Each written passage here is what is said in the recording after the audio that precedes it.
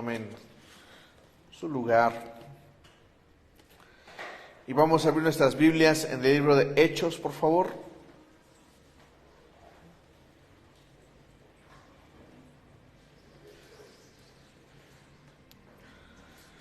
Hechos capítulo 20.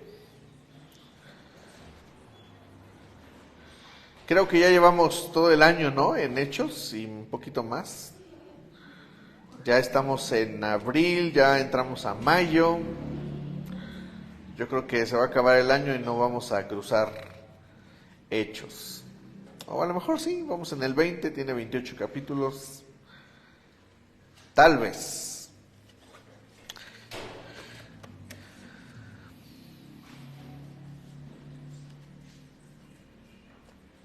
Bien, vamos a leer los versículos del 1 al 6. Hechos 20, versículos del 1 al 6.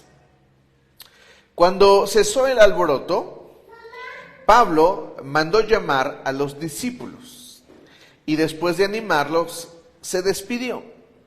Salió rumbo a Macedonia. Recorrió aquellas regiones, dando palabras de aliento a los creyentes en muchas ocasiones. Y por fin llegó a Grecia, donde se quedó 3 meses. Como los judíos tramaban un atentado contra él, cuando estaba a punto de embarcarse para Siria, decidió regresar por Macedonia. Los compañeros lo acompañaron Sopater, hijo de Pirro, de Berea, Aristarco y Segundo de Tesalónica, Gallo y Derbe, Timoteo y por último Tíquico y Trófimo de la provincia de Asia. Estos se adelantaron y nos esperaron en Troas, pero nosotros zarpamos de Filipos después de la fiesta de los panes sin levadura. Y a los 5 días, nos reunimos con nosotros en Troas, donde pasamos 7 días. ¿Alguien me puede dar alguna observación de lo que leímos en estos versículos? Vean que hay una constante en estos cuantos versículos. Voy a volver a leerlo. Yo te pido que escuches con atención y puedas encontrar algunos detalles recurrentes en este pasaje. Dice: cuando cesó el alboroto, Pablo mandó llamar a los discípulos y después de animarlos, se despidió y salió rumbo a Macedonia. Recorrió aquellas regiones dando palabras de aliento a los creyentes en muchas ocasiones. Y por fin llegó a Grecia, donde se quedó 3 meses.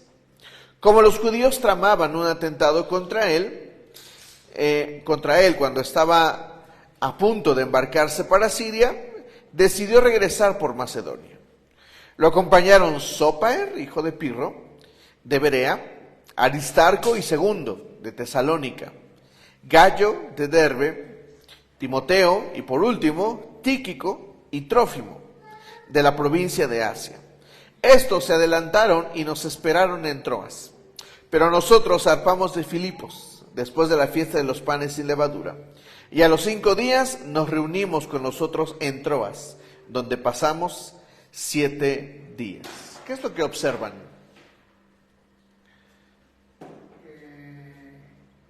Él estaba dando la palabra. Ajá. Y por esa situación le iban a tener una trampa para él decidirse por otro lado. Exacto. Se adelantaron los discípulos para que se encontraran en otro lado, pero él en el transcurso siguió dando la palabra a varias gente, ¿no? Exacto. Muy buena observación, Rubén. ¿Alguien más? Rubén nos dijo que hubo mucho movimiento y que Pablo, a pesar de tener muchos movimientos, él continuó dando la palabra. ¿Alguna otra observación? ¿No? Pues al final se juntó con todos los discípulos Muy bien. Sí.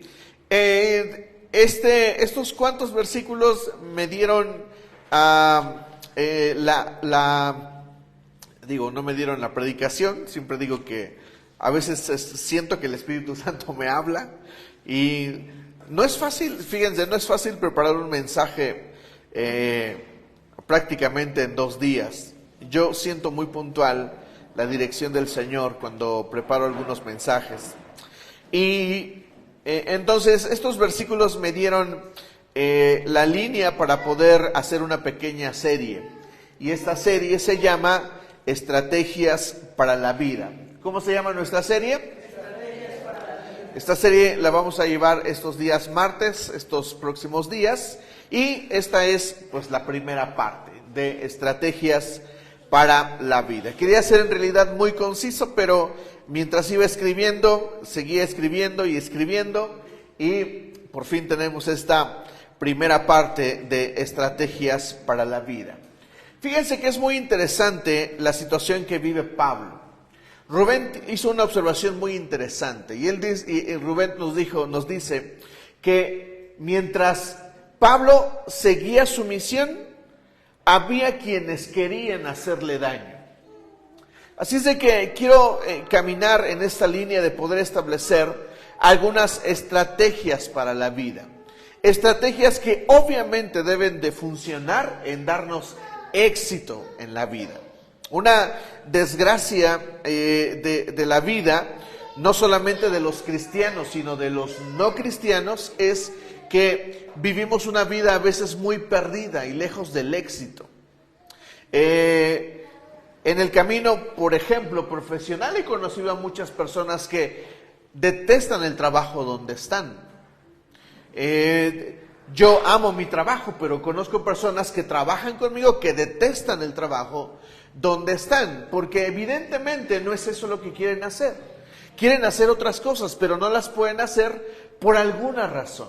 Por eso escribía y salió este primer mensaje que yo estoy seguro que te va a ministrar. Yo creo que todos nos hemos encontrado con personas así.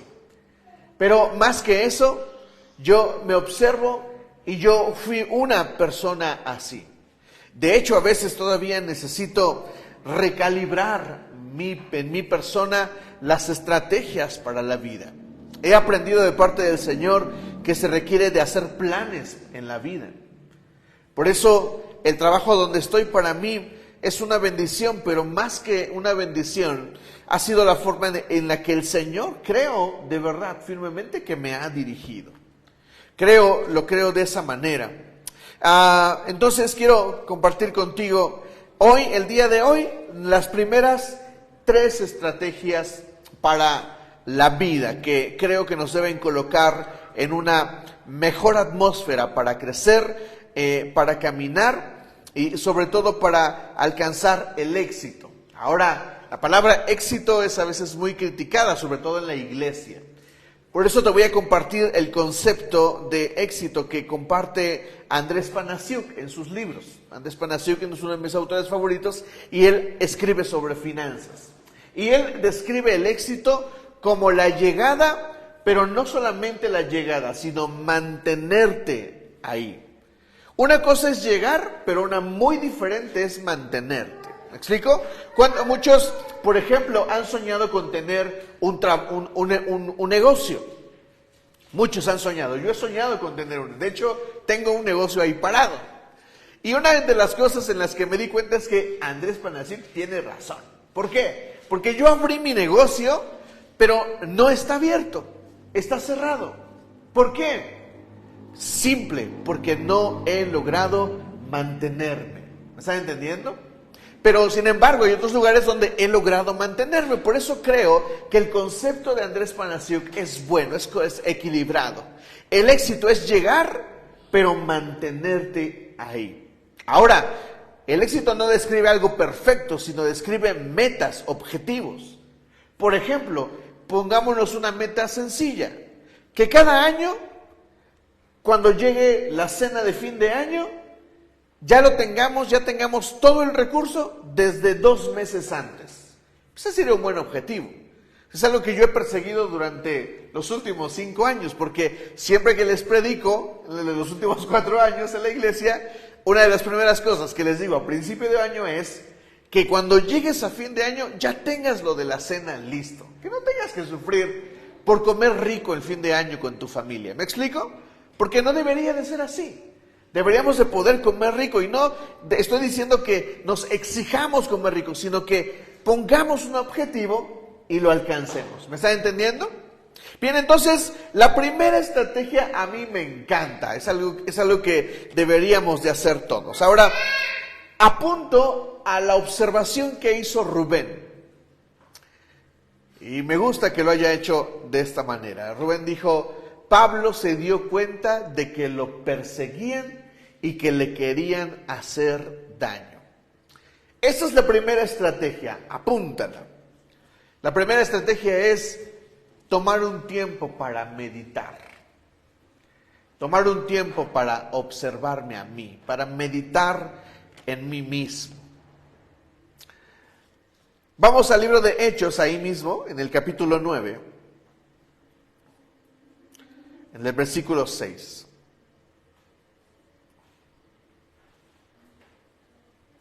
Hechos, capítulo 9,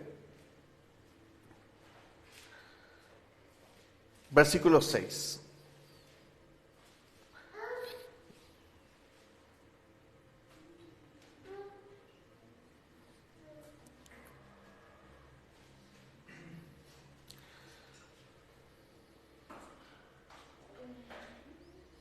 Vamos a empezar a leer.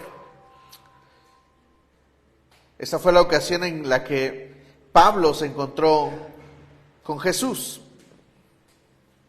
Vamos a leer, si quieren, desde el versículo 3. En el viaje sucedió que al acercarse a Damasco, una luz del cielo relampagueó y de repente a su alrededor. Él cayó al suelo y oyó una voz que le decía: Saulo, Saulo, ¿por qué me persigues? Recordemos que Pablo, antes de llamarse Pablo, se llamaba Saulo. ¿Quién eres, Señor?, preguntó. Yo soy Jesús, a quien tú persigues, contestó la voz. Levántate y entra en la ciudad, que allí se te dirá lo que tienes que hacer. ¿Que allí se te dirá qué? ¿Recuerdan lo que le pasó a Pablo? Se quedó ciego. ¿Por cuánto tiempo? Bueno, no sabemos, pero sabemos que fue un tiempo. ¿Están de acuerdo conmigo? Dice: los hombres que viajaban con Saulo se detuvieron atónitos porque oían la voz, pero no veían a nadie. Saulo se levantó del suelo, pero cuando abrió los ojos no podía ver. Así que lo tomaron de la mano y lo llevaron a Damasco. Estuvo ciego 3 días, sin comer ni beber nada. Voy a volver a leer este versículo 9, porque está ahí el concepto de meditar y de observar. Estuvo ciego 3 días sin comer ni beber nada. Y luego hay como que un corte en el relato y comienza otra sección en el versículo 10. Dice: había en Damasco un discípulo llamado Ananías, a quien el Señor llamó en una visión. Ananías, aquí estoy, Señor. Anda, le dijo el Señor, ve a la casa de Judas en la calle llamada Derecha y pregunta por un tal Saulo de Tarso. Está orando. ¿Qué estaba haciendo? Es decir, pasó 3 días ciego, pero además de esto estaba orando. ¿Notan lo que hizo Pablo al observar la visión de Jesús? No solamente se quedó ciego, sino que oraba. Y además, según yo, estaba ayunando, ¿no? Vamos a seguir leyendo. Entonces, versículo 12. Y ha visto en una visión a un hombre llamado Ananías que entra y pone las manos sobre él para que recobre la vista. Entonces Ananías respondió: Señor, he oído hablar mucho de ese hombre y de todo el mal que ha causado a los que creen en ti en Jerusalén. Y ahora tenemos aquí, autorizado por los jefes de los sacerdotes, para llevarse presos a todos los que invocan tu nombre. Ve, insistió el Señor. Ahora les pido que lean conmigo esto que siguen adelante, el versículo del versículo 15 al versículo 16. Vamos a leer desde el principio del versículo 15 a la de 3. 1, 2, 3. Ve, insistió el Señor, porque ese hombre es mi instrumento escogido para dar a conocer mi nombre tanto a las naciones y a sus reyes como al pueblo de Israel. Versículo 16. Yo le mostraré cuánto tendrá que padecer por mi nombre. El Señor iba a hacer dos cosas. Definirle para qué iba a servir, pero el versículo 16 definía algo más. Yo le mostraré cuánto tendrá que padecer por mi nombre. Hace tiempo, precisamente hablando del libro de Hechos, uno de los mensajes que les compartí fue un mensaje que tiene que ver con la definición, que tiene que ver con el temperamento. Y yo les dije que Pablo, tiene un temperamento aguerrido, tiene un temperamento hecho para la pelea. Pablo, valga la redundancia, es un hombre que está dispuesto a hacer lo que sea por defender a su Dios. Equivocado, pero está dispuesto a defenderlo. Y a mí me encanta cómo lo describe la Biblia, porque lo que hizo él nadie lo había hecho. Él dijo, yo voy a buscar que me autoricen sacar a todos los cristianos que pueda, arrastrarlos por los pelos si es necesario, y encarcelarlos y hacerlos sufrir. ¿Qué es lo que hacía Pablo? Hacía sufrir a la iglesia. Él estaba empoderado. Su fe, su determinación, en mi opinión, le hizo considerar a Saulo que estaba dispuesto a morir por lo que él creía. Y en mi opinión, eso es lo que Dios observó de Pablo, de Saulo entonces. Cuando leemos la historia de Moisés, sucede algo similar. Es un símil. Mi opinión pastoral, teológica, de por qué Dios escogió a Moisés, fue no porque fuera Moisés, sino porque Moisés tenía un sentido de justicia. Lo que hizo Moisés fue defender a su pueblo. Y cuando llega a la tierra donde había huido, hizo lo mismo, defendió a gente indefensa, porque Moisés tenía sentido de justicia. ¿Me está entendiendo? Entonces el Señor hace dos cosas con Pablo. En su meditación, en su oración, Saulo se entera de dos cosas. La primera, la realidad de sufrir por el Evangelio. Y número dos, la posibilidad de morir. Pablo entiende estas dos cosas, por eso me encanta el versículo 16. Dice, yo le mostraré cuánto tendrá que padecer por mi nombre. Y saben, nosotros necesitamos meternos a meditar respecto de lo que quiero en la vida. Porque cuando yo me pongo a meditar, yo sé y empiezo a observar lo que cuesta. Muchos jóvenes dicen a la ligera, yo quiero ser doctor. Lo dicen a la ligera porque hay pocos jóvenes que en realidad se ponen a investigar cuánto cuesta ser doctor. Y no hablo solamente de lo financiero. Un doctor, buen doctor, prácticamente ocupa su tiempo para leer. Y dependiendo de en cuánto o a qué se quiere enfocar, será más grande el sacrificio.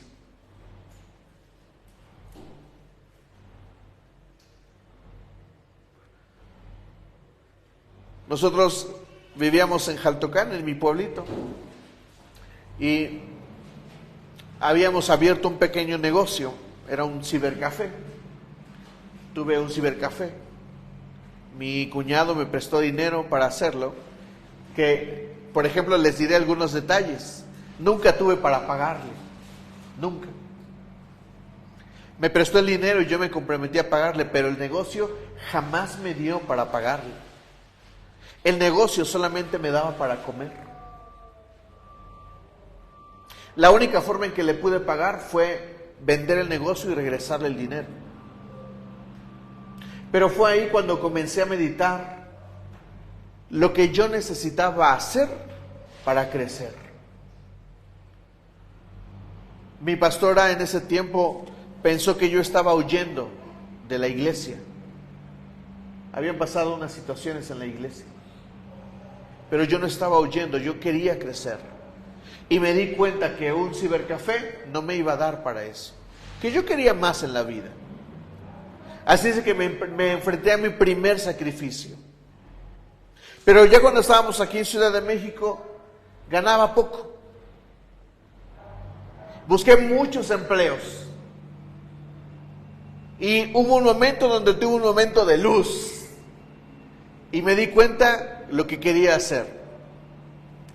Y cuando lo observé me di cuenta de que empezar me iba a costar caro. ¿Qué quiero decir con caro? Que iba a ganar poco los primeros años de mi proyecto. Así es de que durante los siguientes 4 años ganaba un salario pobre. Pero ese tiempo me puso la plataforma para lo siguiente. No vamos a ahondar ahí, no voy a profundizar ahí con mi historia, pero lo que quiero decirte es que Pablo entendió 2 realidades. Número 1, la realidad de sufrir, y número 2, la posibilidad de morir por la causa del evangelio. Así es de que, ¿cuánto te va a costar a ti alcanzar algo que deseas? ¿Qué deseamos en la vida? Yo estoy, por ejemplo, en este momento, a mis 40, proyectando comprar mi casa. Ya estoy viendo cuánto me va a costar. Mike, por ejemplo, hace tiempo está buscando una casa, porque es el tiempo en el que debe de comprar una casa. Pero justo Mike lo que ha observado es el costo de tener una casa. Porque, ¿estás de acuerdo conmigo en que no está chévere rentar toda la vida? ¿Verdad que no? Pero si quiero una casa, ¿cuánto cuesta? Y no hablo de dinero, hablo de verdad, lo que hay que invertir, el trabajo, el esfuerzo. Vamos a Nehemías capítulo 2, por favor. Nehemías capítulo 2.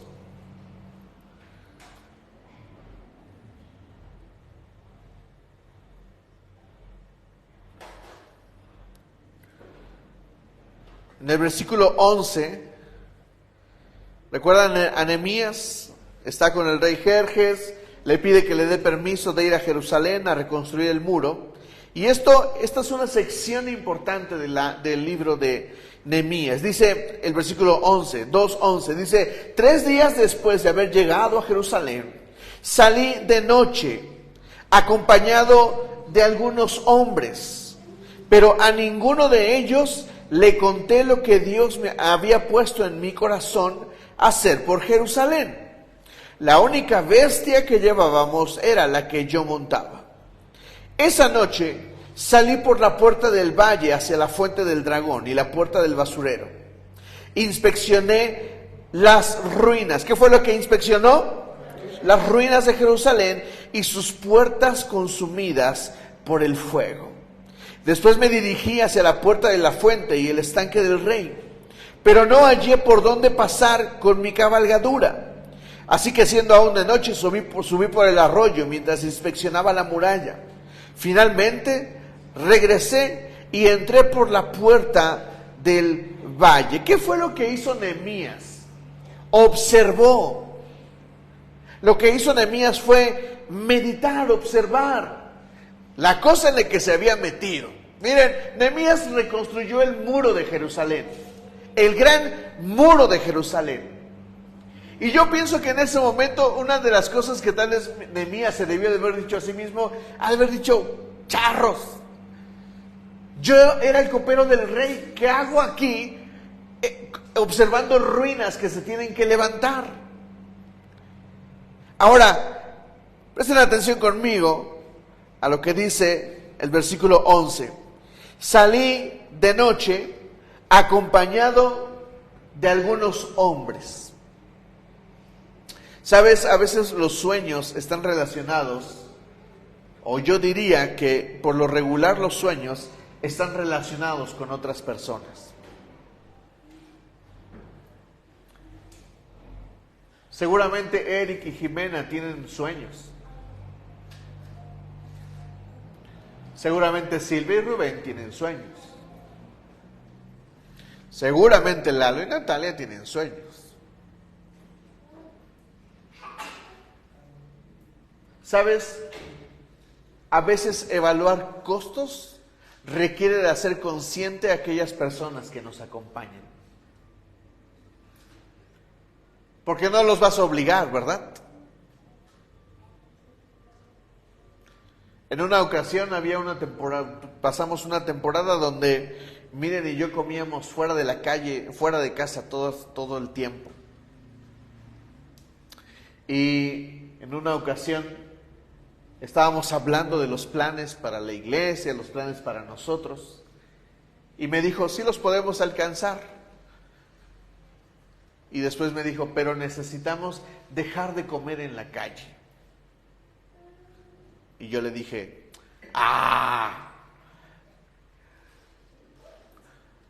porque tomar planes y hacer planes, evaluar el sacrificio, requiere de que otros caminen con nosotros. James está soltero, pero aún así sus planes tienen o afectan a su familia. Mike está soltero todavía, pero todavía sus planes afectan a su familia. Así es de que calcular los costos no solamente están relacionados conmigo, están relacionados con las personas que caminan conmigo. Y yo necesito meditar, sentarme y observar, conversar, platicar. ¿Cuánto cuesta lo que queremos?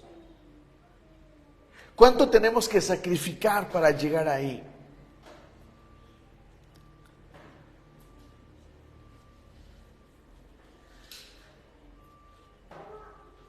Y por último, quisiera releer este pasaje.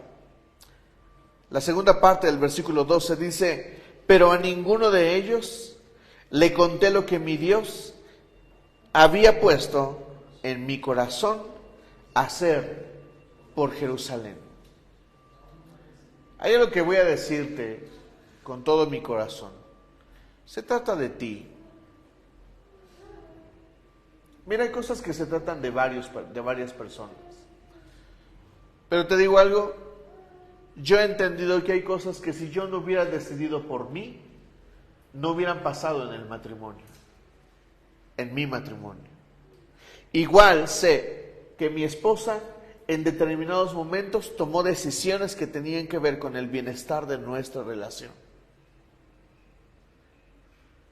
Lo que te estoy diciendo es que se trata de ti.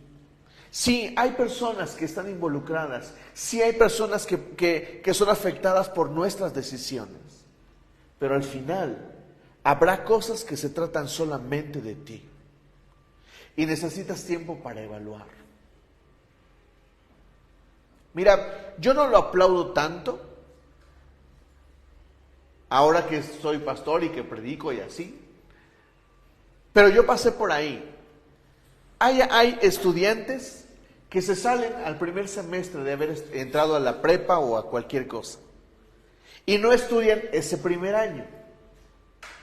Lo que debería de pasar en ese año es que ellos deberían de meditar, explorar para qué sirven. Por lo menos fue lo que a mí me pasó cuando mi papá me mandó a trabajar. Yo dije, yo quiero estudiar, no quiero trabajar duro, hacer estas cosas toda mi vida. Me alcanzó y doy gracias a Dios por eso. Entonces, la primera estrategia es, ¿cuál? Iglesia, meditar, observar, pensar. Decía mi papá, medirle el agua a los camotes. ¿Cuánto te va a costar? ¿Sabes? Porque entonces puedes decidir si le entras o no. De eso vamos a hablar en otro mensaje. Pero vamos a pasar a la segunda estrategia para la vida. Esta es caminar bajo principios bíblicos. ¿Cuál es la estrategia? Exacto. Vamos al libro de Josué, capítulo 1. Josué, capítulo 1. Es un versículo muy conocido, pero quisiera que observáramos algo interesante. Versículos 8 y 9. Léanlo conmigo a la cuenta de 3. 1, 2, 3. Recita siempre el libro de la ley y medita en él de día y de noche. Cumple con cuidado todo lo que en él está escrito. Así prosperarás y tendrás éxito. Ya te lo he ordenado. Sé fuerte y valiente. No tengas miedo ni te desanimes, porque el Señor tu Dios te acompañará donde quiera que vayas. Hay 3 cosas que obtenemos de vivir o de caminar bajo principios bíblicos. Número 1, me proveen de un código. Me proveen de un código para vivir. Me proveen de un código de vivir, para vivir. Por eso decimos que la Biblia es nuestra regla de fe y conducta. Porque cuando nosotros tenemos un código, entonces podemos vivir. Y tenemos códigos para vivir. Por eso dice el versículo 8, cumple con cuidado todo lo que en él está escrito. Así prosperarás y tendrás éxito. Supongamos a una persona que quiere vivir del robo. ¿Eso le hará prosperar? Sí, posiblemente. James tiene razón. ¿No te da coraje saber que hay personas que roban y son prósperos? ¿No? Pero ¿sabes cuál es su desgracia? Que las cosas un día van a terminar mal. Incluso si se muere. Porque dice la Biblia que los ladrones no entrarán al reino de los cielos. Pero escucha esto. Vivir bajo principios bíblicos me da un código. Te voy a dar un ejemplo. El famoso Mayweather, boxeador. ¿A cuándo les cae mal Mayweather? ¿Por qué? ¿Por qué? Por soberbio, por vanidoso. Pero díganme, ¿cuál es su código para pelear? Correr, esconderse y defenderse y cazar al enemigo. Y cuando lo caza, se lo surte. Ese es su código. Déjame preguntarte algo. ¿Es exitoso? Sí. ¿Sabes por qué? Porque ha elegido un código. ¿No te da coraje? ¿Pero sabes por qué ha alcanzado el éxito? Porque ha elegido un código. Tal vez a mí y a ti te moleste. Y mucho. A mí me da mucho coraje. Por ejemplo, cuando peleó con el Canelo, bueno, ahí no me dio coraje, me dio risa. Pero saber que ese hombre ha elegido el código de solamente defenderse y de cazar a los otros boxeadores y después observar que ha tenido éxito, a mí me dice algo, que tener un código te hace alcanzar cosas. Ahora, la pregunta clave es esta: ¿dónde va a terminar Mayweather? ¿Sabes? Muchos lo alaban por su carrera, por sus peleas ganadas. Pero la verdad es que todos terminaremos diciendo que le encanta correr y no quiere pelear. Sí, alcanzó el éxito, sí, pero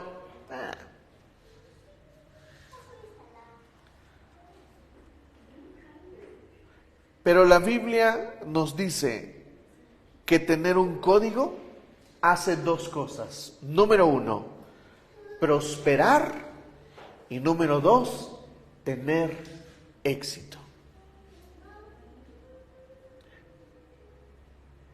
Ahora, voy a hacer una pregunta muy contundente sobre Mayweather. ¿Qué crees que es su característica que lo coloca en el campo no del éxito, sino de la perdición? ¿Cuál? Ahí va. El dinero va y viene, pero no, el tipo es muy disciplinado, él no vive de excesos. Él tiene un problema muy grave. ¿Qué? El ser orgulloso. Eso lo coloca, por donde quiera que lo observes, en el lugar de los perdedores y no de los ganadores. Entonces, vivir bajo principios bíblicos me provee de un código. Códigos correctos que te van a llevar no solo al éxito, no solo a prosperar, sino que te van a colocar en las atmósferas correctas. ¿Me estás entendiendo? Ahora, segunda cosa que nos provee vivir bajo principios bíblicos. Te provee de principios y de formas. Me provee principios y formas. Si lees el versículo 9 con atención, te vas a dar cuenta de esto. Dice el versículo 9, ya te lo he ordenado. Y le dice el Señor a Josué dos cosas que se mantienen en su vida y que Dios le exige a Josué. Número uno, sé fuerte y valiente. Le habla de virtudes del carácter. Esfuérzate y sé valiente. Esfuérzate y sé valiente. Vivir bajo principios bíblicos me provee de un código, pero también me provee de principios y de formas.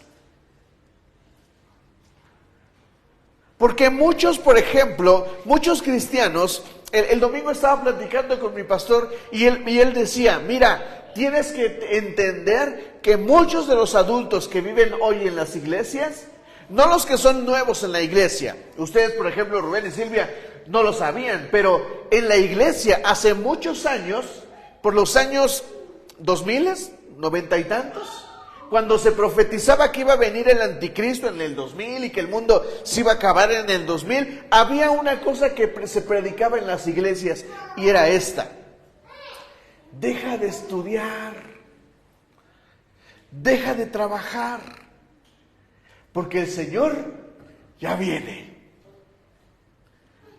Eso era lo que se predicaba en las iglesias.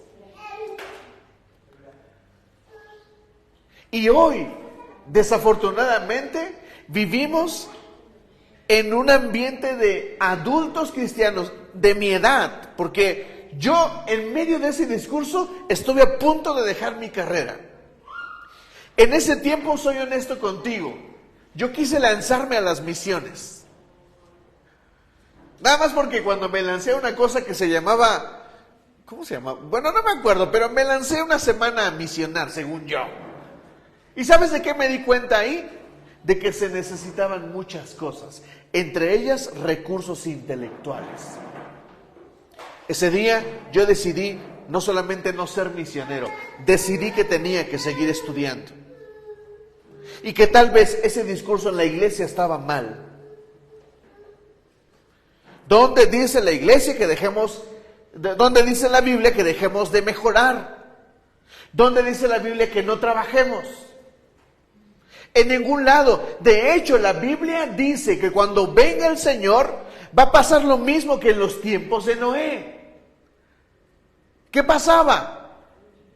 La gente vivía. ¿No dice la Biblia eso? El Señor va a venir en medio del tiempo normal, de la ocurrencia y de la vivencia normal del mundo. La gente va a estar trabajando, la gente se va a estar casando, la gente va a estar viviendo. Por eso necesito entender los principios bíblicos, que estos me proveen de principios y formas. Y el esfuerzo y el trabajo son dos principios importantes. Porque a muchos cristianos les encanta sentarse a flojear. Hay muchos, yo he visto a muchos, a quien el Señor les ha hablado y les ha dado una palabra profética y les ha dicho, vas a prosperar. He visto a muchos a quienes el Señor le ha dicho, vas a ser empresario. ¿Y saben qué hacen? Se sientan, como si el Señor fuera a cumplir esa palabra de la nada. Y esa es una mentira. Por eso, el principio bíblico no solamente me provee de un código, sino me provee de principios y formas. ¿Cómo alcanzo algo? Con trabajo y con esfuerzo. Y aparte nos habla de la virtud del carácter, que es la valentía. ¿Cuántos nos hemos echado para atrás de alcanzar algo solamente por cobardes?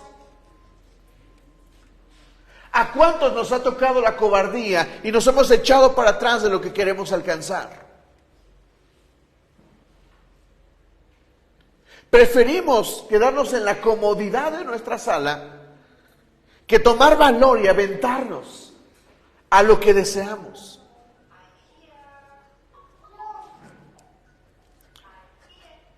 Y tercera cosa que nos proveen los principios bíblicos, y esta para mí es la más importante, nos provee de identidad. Define quién eres tú. Miren, es interesante observar que lo que hace el Señor con Josué es equivalente a lo que hace con Moisés. Pero lo que hace el Señor con Josué es algo diferente. Y es algo que funciona bajo la misma regla. Un código, principios y formas. Bajo esos principios, Moisés es el libertador de Israel, de la nación de Israel.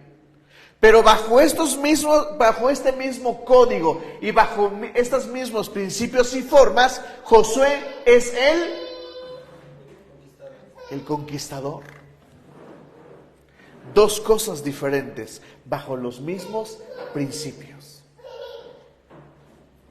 Porque ¿qué es lo que le dice Josué, el Señor a Josué? Hazlo y sé obediente conmigo como mi siervo Moisés. Le dice en pocas palabras, lo voy a parafrasear a mi propia forma. Josué, entiende el código, entiende las formas y vas a entender quién eres. bajo este código y bajo estas formas, Moisés es el libertador. Pero bajo el mismo principio y bajo las mismas formas, Josué es el conquistador. Identidades totalmente diferentes. Uno libera y el otro conquista. Identidades diferentes. Y si tú abrazas el código y las formas, vas a entender quién eres.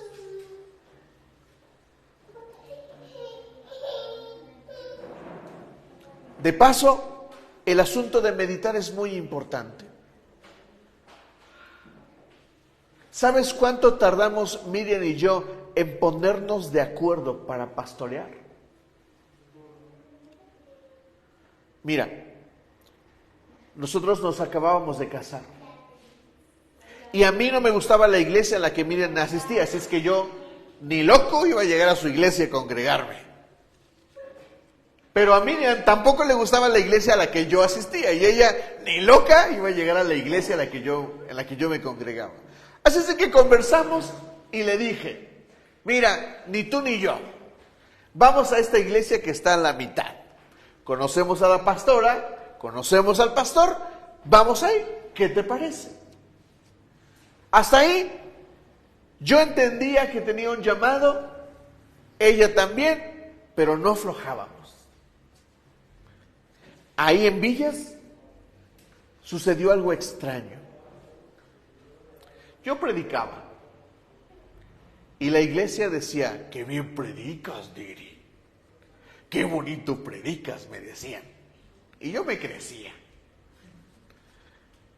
Y un día el Señor comenzó a hablar a la iglesia y soltó esta palabra profética.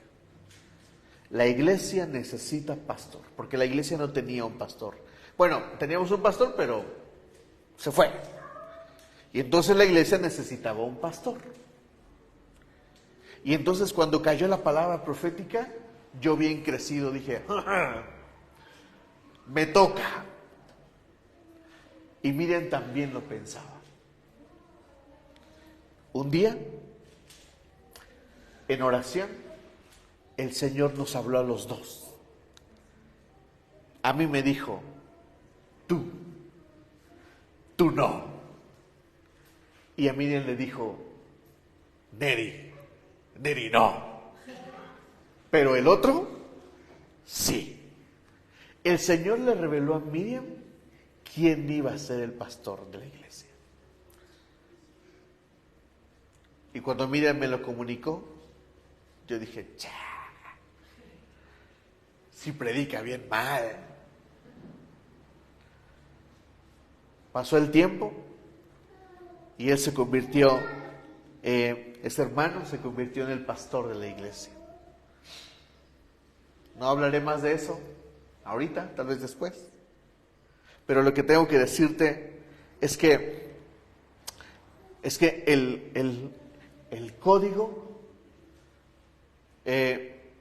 pasar el tiempo meditando con Miriam, nos colocó en un momento donde estuvimos de acuerdo para pastorear. De hecho, comenzamos a pastorear porque un día ella dijo, ya, vamos a hacerlo. Meditar se requiere. ¿Me estás entendiendo? Y número 3, vamos a nuestra tercera estrategia para la vida. Entiende y comprende tu diseño. Entiende y comprende tu diseño. Tengo 2 cositas para contarte. La primera es una canción muy famosa de un cantante cristiano que se llama Marcos Vidal. Quienes ya llevan años de cristianos saben de quién hablo y conocen esta canción famosa de él, del payaso.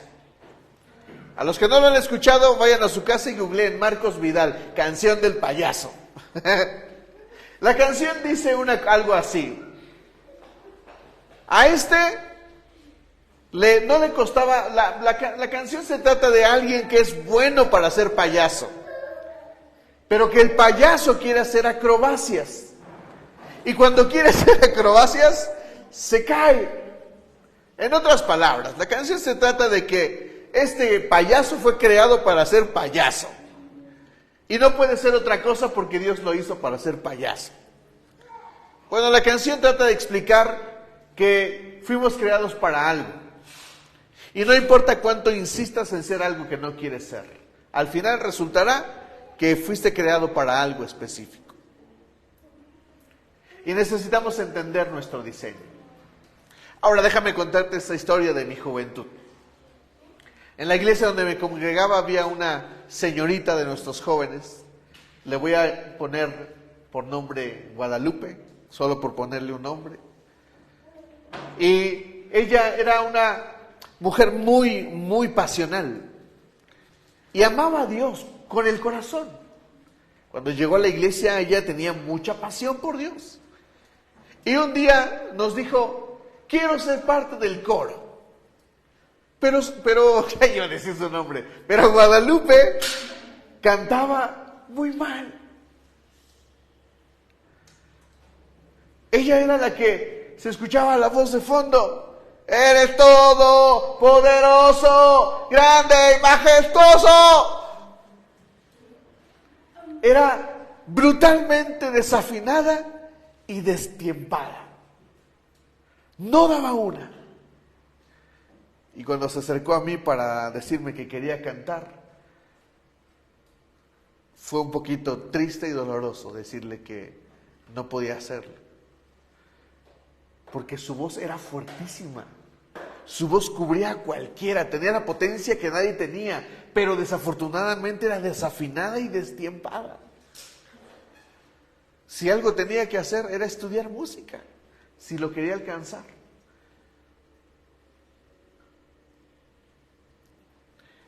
Uno necesita comprender su diseño. Ahora, déjame preguntarte esto, porque yo me lo he preguntado. ¿Para qué eres bueno? Pero esta pregunta te va a doler.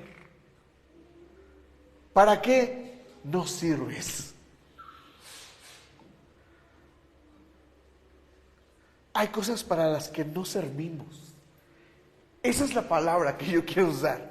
No servimos para algo. Yo no sirvo para la química, por ejemplo. Yo les he dicho que odio la química. La odio con el corazón. No me pongas un ejercicio de química, no lo voy a hacer. Me molesto solo de verlo.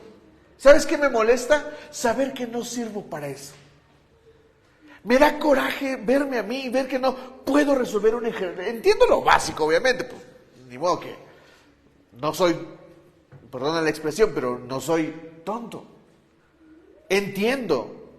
Pero cuando seguimos avanzando sobre la química, yo ya no puedo. Me molesta. Pero no me molesta solamente, ¿sabes por qué me molesta? Porque entiendo que no soy bueno para eso. Tengo un amigo que es maestro de química y evito cualquier conversación con él que tenga que ver con eso.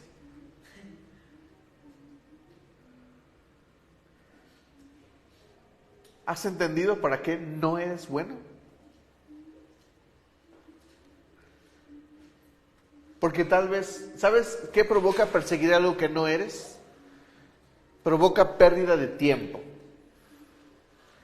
Porque va a pasar el tiempo y por más que lo intentes, no va a suceder. ¿Sabes qué más causa? Pérdida de dinero. Porque por más que inviertas, no va a suceder. He conocido gente que tiene mucho dinero, que tiene sueños de ser guitarrista, e invierten su dinero en una escuela, en las escuelas más caras, para ser guitarristas, pero no han entendido su diseño. Después de 3 años, ¿sabes qué saben hacer? Todo menos tocar la guitarra, porque no son buenos para eso. La música no es lo suyo. Hay personas que son buenos para las matemáticas. Hay personas que son buenos para la música. Hay personas que son buenos para las leyes.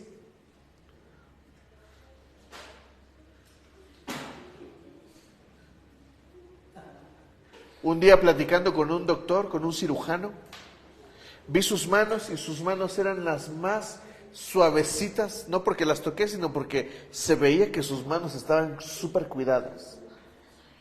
Pero ¿sabes qué prueba hacen? Le encantan a los médicos hacer. Ponen sus manos así. Y si te tiembla tantito, ellos saben que no sirves para ser un cirujano. Solo porque tu mano te tembló después de tratar de ponerla unos segundos quieta.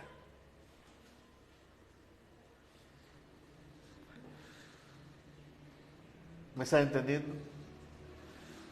Necesitamos comprender nuestro diseño. Y mira lo que dice la Biblia sobre el diseño. Jeremías 1, por favor.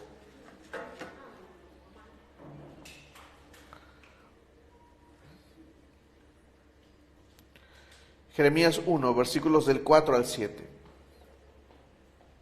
La palabra del Señor vino a mí y me dijo: antes de formarte en el vientre, lo vuelvo a leer, antes de formarte en el vientre, ya te había elegido. Antes de que nacieras, ya te había apartado. Te había nombrado profeta para las naciones. Yo respondí: Señor, mi Señor y Dios, soy muy joven y no sé hablar.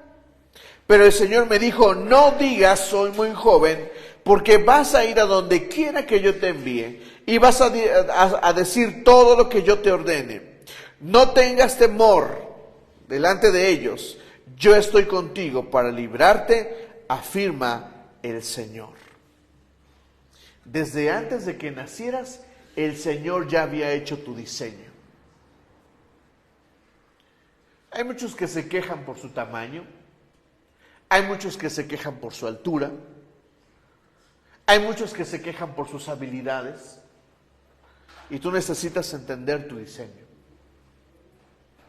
Porque cuando comprendas tu diseño, entonces sabes lo que puedes hacer. Bien, vamos a terminar este mensaje con la cuarta estrategia para la vida. Te pido que consideres esto en la vida. Esta es la cuarta estrategia. Renuncia a lo que no eres. Quiero terminar este mensaje haciéndote esta invitación. Renuncia a lo que no eres. Vamos a leer el primer libro de Samuel.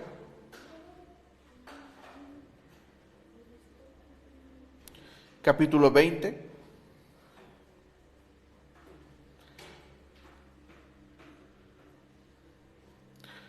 El primer rey de Israel, ¿cómo se llamó? Saúl. ¿Saúl tenía hijos? ¿Quién era el mayor? ¿O el hijo que debía de tomar el lugar del rey después de Saúl? Jonathan o Jonatán, como quieran. Saúl fue el primer rey de Israel. Y quien debía pasar en el trono era ¿quién? Jonathan. Y Jonathan, en el curso de su vida, a mí me sorprende Jonathan. Me sorprende mucho. Porque Jonathan es un personaje que, teniendo derecho al reino, a ser el rey, renuncia. Pero no solo renuncia, sino que busca entronizar a quien él creía que Dios había elegido. En otras palabras, Jonathan renuncia a algo que no es. Algo a lo que tiene derecho, pero que no puede ser. Este versículo 1 dice: David huyó de Nayot de Ramá y fue a donde estaba Jonatán. ¿Qué he hecho yo?, preguntó. ¿Qué crimen o delito he cometido contra tu padre? Habla de Saúl. ¿Para que él quiera matarme? Morir tú, dice Jonatán, de ninguna manera, respondió Jonatán. Mi padre no hace nada, por insignificante que sea, sin que me lo diga. ¿Por qué me lo hará de ocultar? Eso no es posible. Pero David juró y perjuró. Tu padre sabe muy bien que tú me estimas. Así que seguramente habrá pensado, Jonatán no debe enterarse para que no se disguste. Pero tan cierto como que el Señor y tú viven, te aseguro que estoy a un paso de la muerte. Y miren la forma de responder de Jonatán. Dime qué quieres que haga y lo haré, respondió Jonatán. Ahora vamos de ahí hasta el versículo 14, por favor.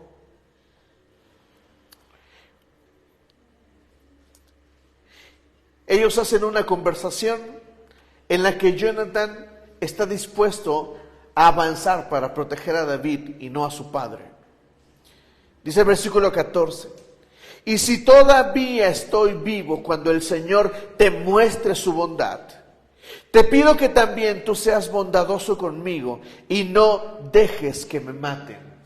En otras palabras, Jonatán está diciendo, David, yo sé que tú vas a ser el rey. Yo sé que el Señor te va a mostrar su bondad. Así es de que yo me quito. Renuncio a algo que no puedo ser. Porque el Señor ya te lo dio. Y Jonatán solo le dice a David, David, cuando seas rey, acuérdate de mí. Porque ¿saben cuál es la obligación? Si existen hijos del rey, ¿sabes cuál es la obligación? Colocarlo como rey.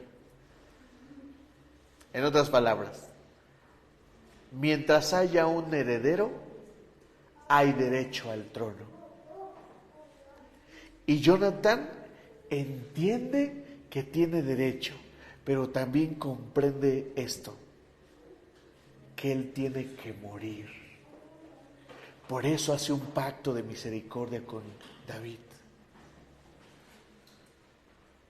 Porque mientras Jonatán no muera, él tiene derecho a proclamarse rey.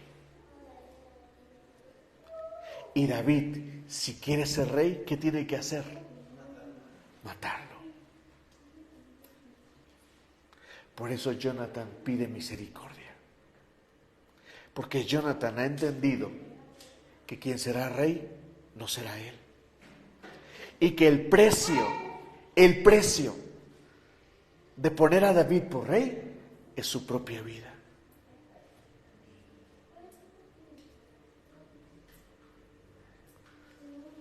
¿Sabes cuál es el precio de que no renuncies a lo que no eres? Tu propia vida. Mientras insistas en ser algo que no eres, pones tu vida en riesgo. Porque ¿qué es lo que se pierde? Vida.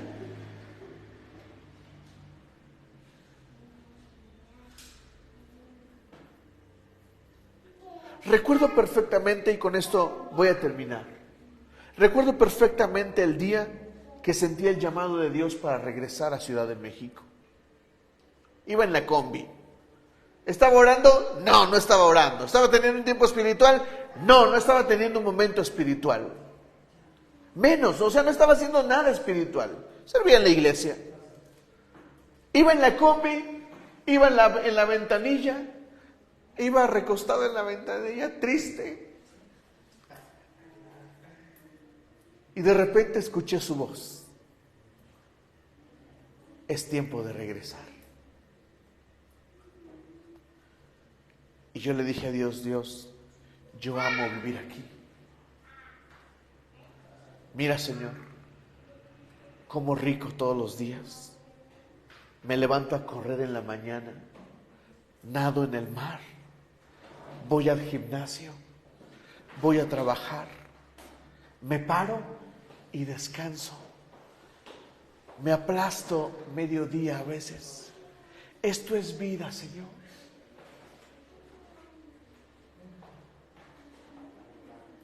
Pero me di cuenta de que no tenía satisfacción en mi propósito. Y de ahí su voz no se cayó.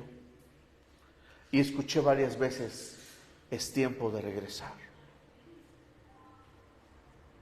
Cuando le dije a Miriam lo que escuché, yo pensé que Miriam me iba a decir, ¿estás loco? Me divorcio si quieres que nos regresemos. ¿Estás mal? ¿Cómo nos vamos a regresar? ¿Y saben qué me dijo? Es tiempo de regresar. Una de las decisiones más duras que he tomado en mi vida es dejar la buena vida de Cancún por pastorear. Pero eso no era lo que yo era. Esto es lo que soy. Así es que, iglesia, deja de perder el tiempo. Renuncia a lo que no eres. Eric, renuncia a lo que no eres. No eres ningún perdedor. Eres un hombre hecho para conquistar. Alcanza tus sueños. ¿Me entienden, iglesia? Inviertan su tiempo en lo que tienen que invertir. Alcáncenlo. Renuncien a lo que no son. ¿Me dicen amén? Pónganse de pie y vamos a dar gracias al Señor. Cristian ya dijo, ¡oh! Ya terminó.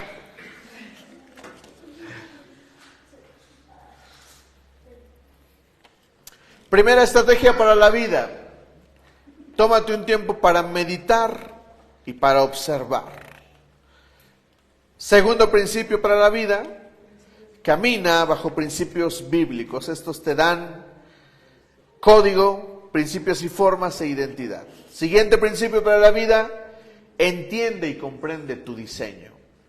Y el último, renuncia a lo que no eres.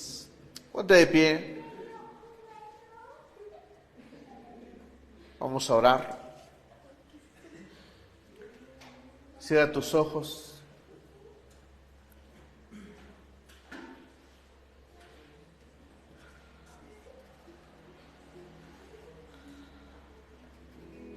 Padre, en el nombre de Jesús, nos acercamos a ti, Señor. Padre, queremos tomar, yo creo, Señor, que todos necesitamos un tiempo para meditar, un tiempo para observar, para definir los costos, el precio de alcanzar lo que deseamos y soñamos, de alcanzar aquello que el cielo ha determinado para nosotros. Padre, en el nombre de Jesús, en el nombre de Cristo Jesús, Padre, danos la gracia de poder abrazar tus principios. Oh Padre, dicta tu palabra en nuestros corazones. Como dice tu palabra, Señor, dicta tu palabra en la mente y en nuestro corazón, porque esto nos va a transformar, Señor. Padre, en el nombre de Jesús, ayúdanos a comprender nuestro diseño, Señor. Padre, danos la gracia de poder abrazar aquello en lo que somos buenos, Señor. Oh, riamatore che vestrinatore che este. Irraietere che vestremetre che.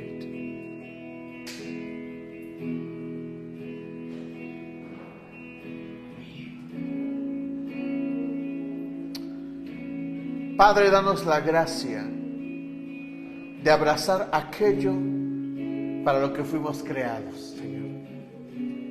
Danos la gracia de poder disfrutar lo que somos, de aceptarlo, Señor, de reconocerlo.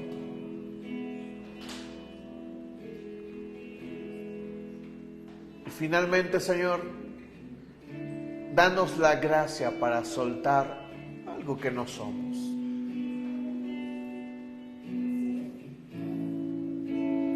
Padre, danos la gracia de soltarlo, de dejarlo ir. Porque en peligro está nuestra vida, Señor. Oh, Señor, danos la gracia de tener una vida plena, Señor. De tener una vida con plenitud, Señor. De tener una vida, Señor, llena de ti. En el nombre de Jesús, hablo a tu iglesia tu bendición, Señor. Hablo a tu iglesia tu palabra, Padre. En el nombre de Cristo Jesús. Padres que están aquí, vamos a hacer una pequeña oración por sus hijos. Ora esto para tu hijo. Ora que tu hijo pueda comprender su diseño, pero tú ora que el Señor te revele su diseño. Padre, en el nombre de Jesús, yo te pido por los niños de esta iglesia. Señor, dale a Eric y a Jimena, Señor, la revelación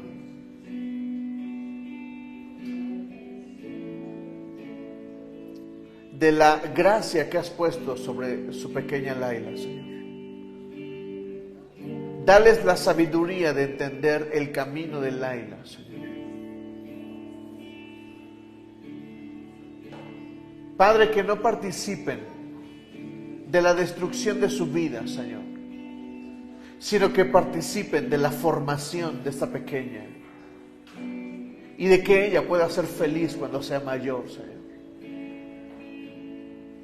Padre, yo te pido que le des la gracia a Silvia y a Rubén de comprender el diseño de Maura. Que puedan forjar en ella principios, formas de alcanzar las cosas.